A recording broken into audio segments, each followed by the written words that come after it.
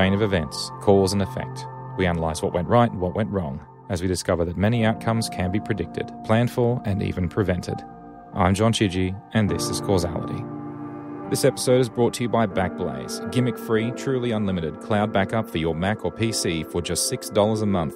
Visit this URL, backblaze.com/causality for more information. We'll talk more about them during the show.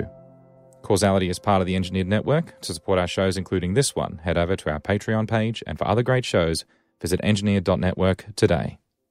Flight 1549.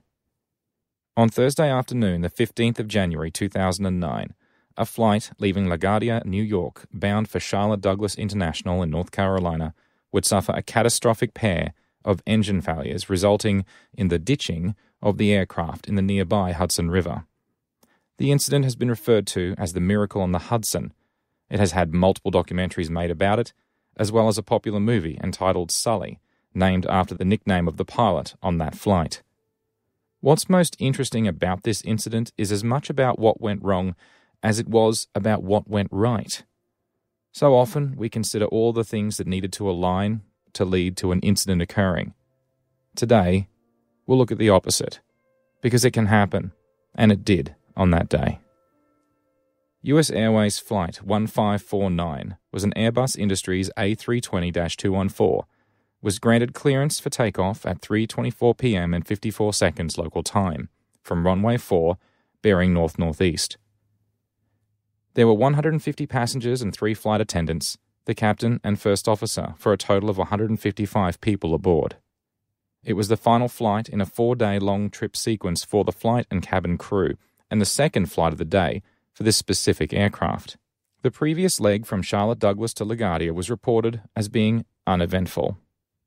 The flight path was north over New York City, then a left bank to head west towards Charlotte with an estimated flight time of 2 hours. At 3:25 p.m. and 51 seconds, Captain Chelsea Sullenberger radioed the departure controller in the control tower that they had reached an altitude of 700 feet and were continuing to climb to 5,000 feet, to which the tower instructed them to climb to and maintain 15,000 feet. At 3:27 p.m. and 10 seconds, Sullenberger noticed a flock of birds directly in the plane's path, and 1 second later, multiple birds struck the aircraft. At the moment of impact, the plane was at an altitude of 2,818 feet above ground level, traveling at 214 knots, or 396 kilometers per hour, and was located 4.5 miles north-northwest of the approach end of runway 22 at LaGuardia, and 9.5 miles east-northeast of the approach end of runway 4 at Teterboro. 4 seconds after impact, both engines began to lose thrust, with both the engine fan and core speeds dropping significantly. 3 seconds after impact, First Officer Jeffrey Skiles remarked about the loss of thrust, with Sullenberger noting that both of the engines were rolling back. Without takeoff thrust, the plane was losing approximately 18 feet of altitude with every passing second, which gave less than 3 minutes of flying time before the plane would reach ground level if the engines could not be restarted. At 3:27 p.m. and 23 seconds, Sullenberger took control of the plane and asked Skiles to locate and read through the procedure from the Quick Reference Handbook, the QRH, for a loss of thrust in both engines. 10 seconds after taking control, Sullenberger radioed LaGuardia Tower reporting the bird strike and their intention to return to LaGuardia. Upon reaching Step C of the engine dual failure checklist for a fuel remaining condition, noting the requirement to maintain optimum relight airspeed of 300 knots, Sullenberger noted, "We don't have that." At 3:28 p.m. and 5 seconds, LaGuardia suggested a landing attempt on runway 13, with Sullenberger responding, "We're unable. We may end up in the Hudson." At 3:28 p.m. and 31 seconds, LaGuardia suggested runway 31, with Sullenberger responding, "We're unable," as the plane continued to lose altitude. At 3:28 p.m. and 46 seconds, LaGuardia suggested a return to runway 4, with Sullenberger responding, "I'm not sure we can make any runway. What's over to our right? Anything in New Jersey, perhaps? Maybe Teterboro." During this time, Skiles had been attempting the engine restart procedure unsuccessfully. At 3:29 and 11 seconds, Sullenberger announced over the aircraft PA system, "This is the captain, brace for impact." At 3:29 p.m. and 21 seconds, LaGuardia instructed a right turn to 280 degrees for runway 1 at Teterboro, with Sullenberger responding after a brief interaction with Skiles, "We're going to be in the Hudson." On final approach to the river, the pilot managed to clear the George Washington Bridge with a few hundred feet to spare. Angling the plane as close to 11 degrees as possible, the optimal landing angle for this scenario, and keeping the airspeed above 130 knots, otherwise he'd risk a stall. Too much steeper and the tail would drag and split the fuselage in half on impact, too much shallower and the engines would bite into the water first and tear the fuselage in half on impact. At 3:29 p.m. and 53 seconds, LaGuardia lost radar contact with Flight 1549 as they extended the landing flaps and began to align the plane for a water landing in the Hudson River. At 3:30 p.m. and 41 seconds, the enhanced ground proximity warning system alerted a 50-foot warning as both Sully and Skiles braced for impact. The plane impacted the water at 3:30 p.m. and 43 seconds. Miraculously, the plane had landed at an angle such that the fuselage had remained mostly intact. However, the plane began taking on water through vents that were still open and now unable to be closed as well from the damage to the tail section bulkhead from the force of the impact was also allowing water into the aircraft. The water temperature in the Hudson was approximately 2 degrees Celsius, 35 degrees Fahrenheit, with exhaustion or unconsciousness, if fully immersed, of up to about 20 minutes maximum. 75 seconds after impact, the left overwing door had been opened and the first passengers had begun to escape the sinking aircraft. By this time, the aircraft was stationary in the water, though carried downriver by the current, when the flight attendants had opened doors 1 right and 1 left. 1 right's slide had inflated automatically, however 1 left required manual inflation triggering before it would inflate. By this time, the rear exit doors were completely submerged and could not be opened. Passengers attempting to escape via the wings were hampered by jet fuel in the water, making the wing surface very slippery, and several slipped and fell into the icy water of the Hudson River. By 3:31 p.m. and 26 seconds, both front slides had been deployed and passengers were making their escape by the front of the plane as well. At 3:34 p.m. and 40 seconds, the first rescue vessel arrived at the scene. The boats that came to rescue the passengers initially were passenger ferries, with decks that rose at least 7 feet above the water level. To get aboard, survivors had to climb ladders to reach the deck and struggled in the cold. The inflatable side rafts were also still tethered to the fuselage, and in order to separate them, one of the rescue boats threw a knife so the crew could separate the raft from the fuselage. By 3:55 p.m., the last vessel departed, having collected all passengers and crew as the aircraft began to sink further into the river. Prior to leaving the aeroplane, Captain Sullenberger had walked up and down the aisle twice to confirm that there was no one left on board. One of the cabin crew and 4 passengers sustained serious injuries, but all made a full recovery, with 95 passengers sustaining minor injuries. For those interested, Title 49, Part 830 of the NTSB, entitled Notification and Reporting of Aircraft Accidents or Incidents and Overdue Aircraft and Preservation of Aircraft Wreckage, Mail, Cargo and Records, states, any minor injury is any injury that does not qualify as a fatal or serious injury. The regulation defines a serious injury as any injury that 1. Requires hospitalization for more than 48 hours, starting within 7 days from the date of injury. 2. Results in a fracture of any bone, except simple fractures of fingers, toes, or the nose. 3. Causes severe hemorrhages of nerve, muscle, or tendon damage. 4. Involves any internal organ. Or 5, involves 2nd or 3rd degree burns or any burns affecting more than 5% of the body.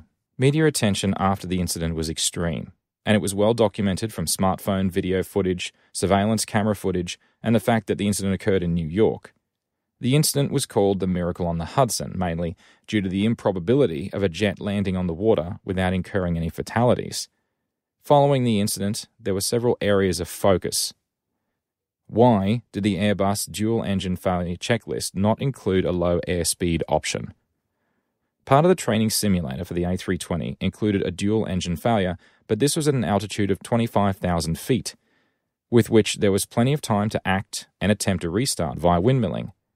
In addition, the training simulator covered the failure of a single engine at launch at low altitude and low speed, however not both engines. The probability of such an incident was such that it was not considered likely, and therefore no checklist for it had ever been developed. Second area of focus: why did the pilots choose to ditch in the Hudson River? From April 14th to the 16th, 2009, the NTSB, with cooperation from Airbus, US Airways, and the US Airplane Pilots Association and the BEA, conducted multiple detailed flight simulations that mimicked the plane's operational state at the time of impact from the flock of birds. They used the Airbus Formal Training Center in Toulouse, France, using an Airbus A320 full-motion pilot training simulator with a fixed-base engineering simulator. The intention was to determine whether or not Flight 1549 could have landed at either LaGuardia or Teterboro on any runway, given an immediate decision to attempt either airport, or with an additional 35-second delay before committing to attempt to land at any other airport. 20 simulator runs were performed from a pre-programmed point shortly before the loss of engine thrust, in which pilots attempted to return to a runway. However, 5 of those 20 runs were discarded due to poor data or simulator malfunctions. Of the 15 flight runs with valid data, runway 22 at LaGuardia, 6 attempts were made, 2 successfully landed. Runway 13 at LaGuardia, 7 attempts were made, 5 successfully landed. Runway 19 at Teterboro, 2 attempts were made, 1 successfully landed. However, all of these successful landing simulations were based on pre-briefed pilots making a decision at the moment of impact. All attempts in all simulations to return to an airport after a 35-second delay failed. Robert Sumwalt, an NTSB member, in a concluding statement in the formal NTSB report, reiterated his strong belief that the landing constituted a forced landing on water rather than a ditching. Whilst the difference between the two might be considered by some to be such that they're used interchangeably in conversation, there is a subtle but important difference between the two terms. In a footnote of a 1985 NTSB safety study, a proposed definition describing the difference such that ditching usually means a planned event in which the flight crew, with the aircraft under control, knowingly attempts to land in the water, in contrast to an inadvertent water impact, in which there is no time for passenger or crew preparation. Ditching allows some time for the donning of life preservers, and so on. The NTSB's report, conclusion finding number 15, and I quote, "The captain's decision to ditch on the Hudson River rather than attempting to land at an airport provided the highest probability that the accident would be survivable." End quote. Before we go any further, I'd like to talk to you about our sponsor for this episode, and that's Backblaze, a cloud backup solution for your Mac or your PC. You might have heard about Backblaze before, and if you haven't tried Backblaze yet, I strongly suggest you consider it. Now let me tell you why. Backblaze is an off-premises backup solution with no gimmicks, and it's truly unlimited. That's right, if you have 8 terabytes of storage, either in or attached to your computer, or much more than that, it's just $6 a month for that machine. Backblaze backs up everything: documents, photos, drawings, music, videos, project files of any size, the lot. You can set it to back up automatically once a day between set hours. You're in complete control. Backblaze just backs up and stays out of the way until you need it. Once it's backed up, you can get access to your data anywhere, via the mobile app, via a web browser, and you can restore anything from just one file to all of your files. It's up to you. If you've got a huge amount to restore and you don't want to download it all, that's fine. Backblaze have got you covered. They call it Restore by Mail. You can pick up a thumb drive or a hard drive, and they'll just send it to you with all of your files on it, sent by FedEx, and in the US, that's sent overnight.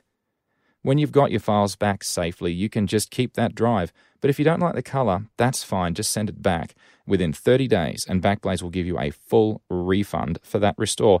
How good is that?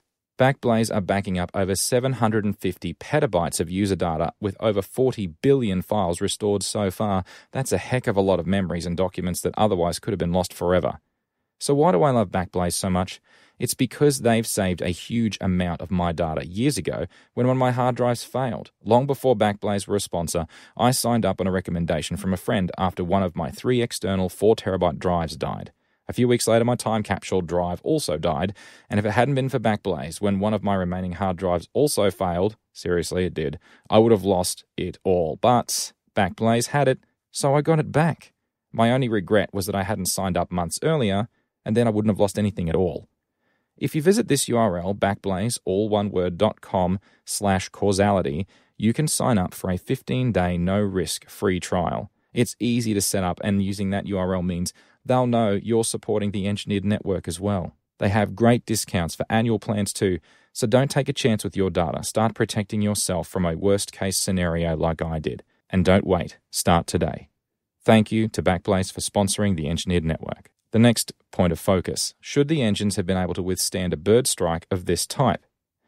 The aeroplane was equipped with two CFM International 56-5B4/P dual-rotor turbofan engines.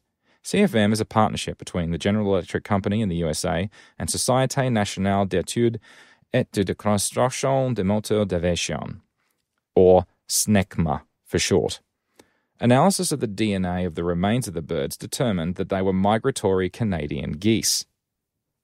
According to the NTSB, the engine met the bird ingestion certification regulations in effect at the time of the engine's certification, as well as an anticipated additional regulation it was not required to meet at the time of certification originally. Both engines were operating normally until they each ingested at least two large birds weighing approximately 8 pounds each, one of which was ingested into each engine core, causing mechanical damage that prevented the engines from being able to provide sufficient thrust to sustain flight.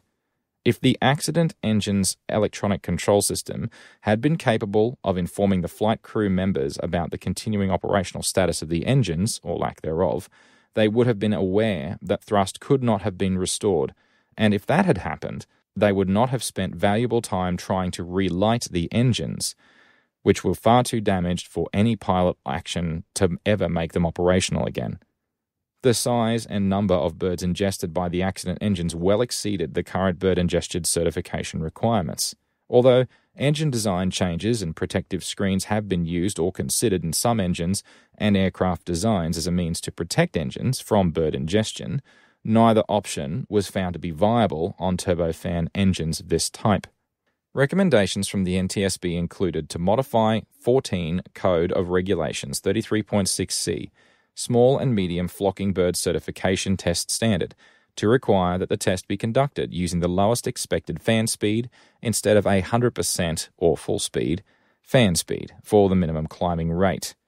During the Bird Ingestion Rulemaking Database, or BRDB, there's actually a database for that, working group's re-evaluation of the current engine bird ingestion certification requirements, specifically re-evaluate large flocking bird certification test standards to determine whether they should, 1, apply to engines with an inlet area of less than 3,875 square inches, and 2, include a requirement for engine core ingestion. In 2018, or last year at the time of this recording, a proposal to add medium flocking bird test at climb condition test proposal by the Federal Aviation Authority was put forward to directly address and exceed the conditions of this incident. Even once the detail of this has been accepted, engines will still need to be designed or redesigned to comply and will need to be integrated into existing or newer airframes before the benefits can be realized. That said, progress is moving in the right direction, it seems. Another question: why did the aeroplane take on so much water so quickly? The Airbus is fitted with a ditch button that is specifically designed to seal multiple vents in the aeroplane to ensure maximum survival time in the water. However, in the limited time that was available to the pilots, they never reached a point in the checklist, and hence, once the plane was in the water, the systems that could close the vents would no longer function. This, unfortunately, then accelerated the rate at which the plane took on water and ultimately sank.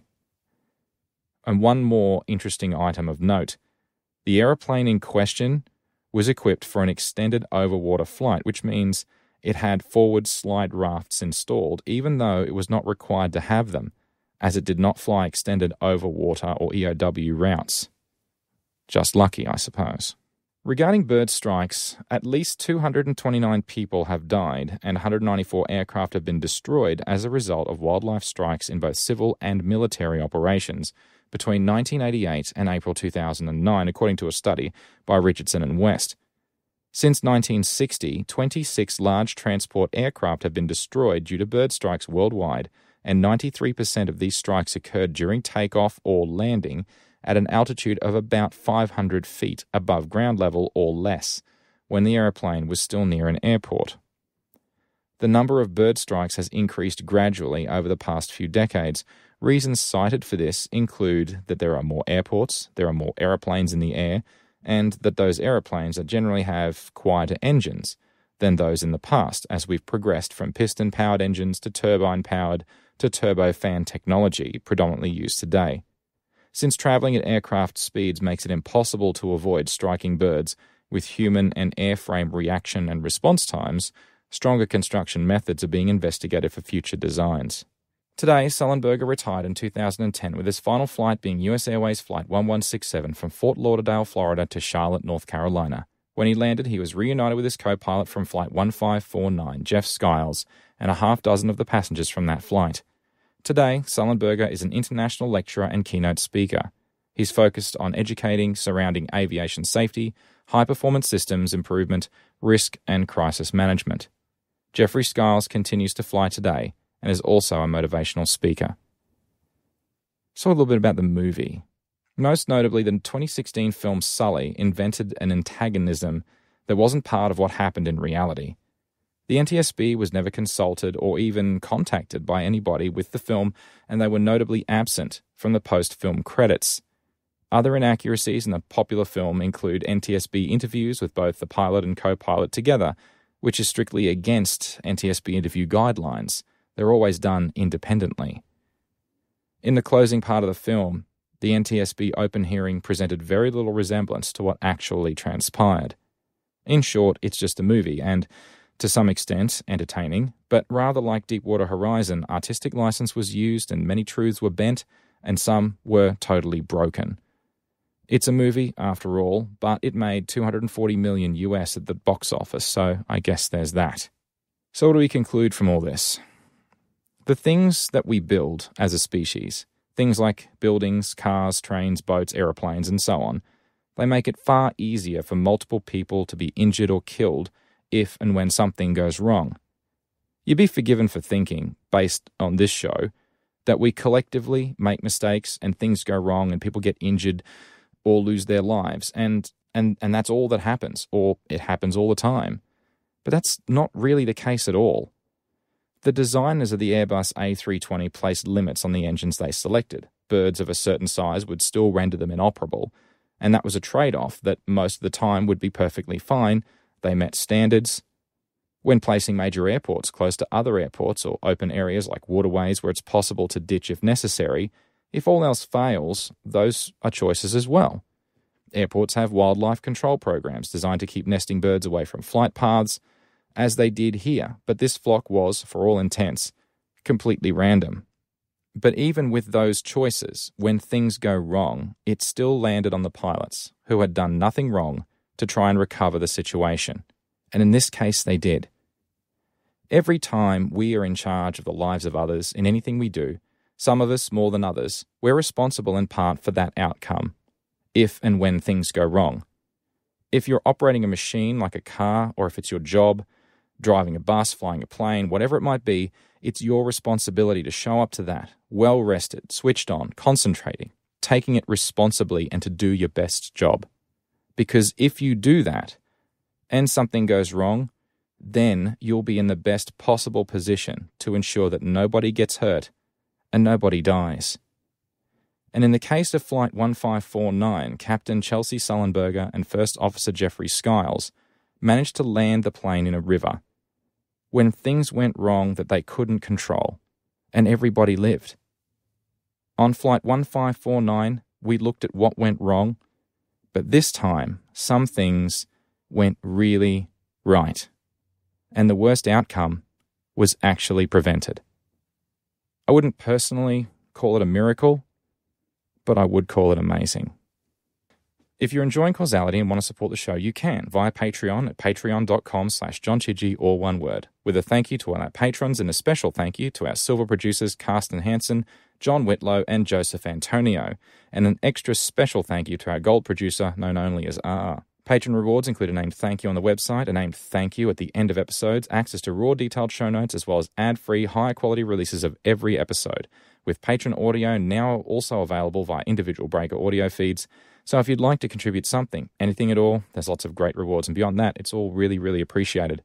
There's lots of other ways you can help, like leaving a rating or a review on iTunes, favoriting this episode in your podcast player app, or sharing the episode or the show with your friends or via social. All these things help others discover the show and can make a huge difference too. I'd personally like to thank Backblaze for sponsoring the Engineered Network. Remember to specifically visit this URL, backblaze.com/causality, to check it out and give it a try. Don't take a chance with your data. Start protecting yourself now. And don't wait a few months like I did. Start today. There's now a regular Q&A session and a live stream for shows on the network. You can submit questions for the Q&A with hashtag EngNetQA on Twitter or the Fediverse, or live in the IRC chat room on freenode.net on the channel #EngNet. We hope you can join us live. Causality is part of the Engineered Network, and you can find it at engineered.network with a full upcoming live show schedule now included. You can also follow me on the Fediverse at Chidgey at engineered.space, or the network on Twitter at engineered_net. This was Causality. I'm John Chidgey. Thanks so much for listening.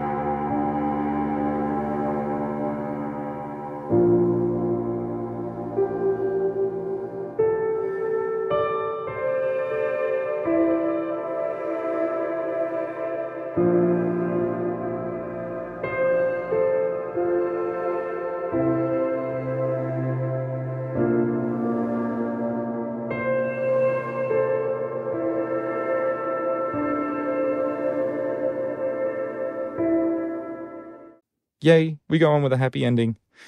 Well, except for the geese.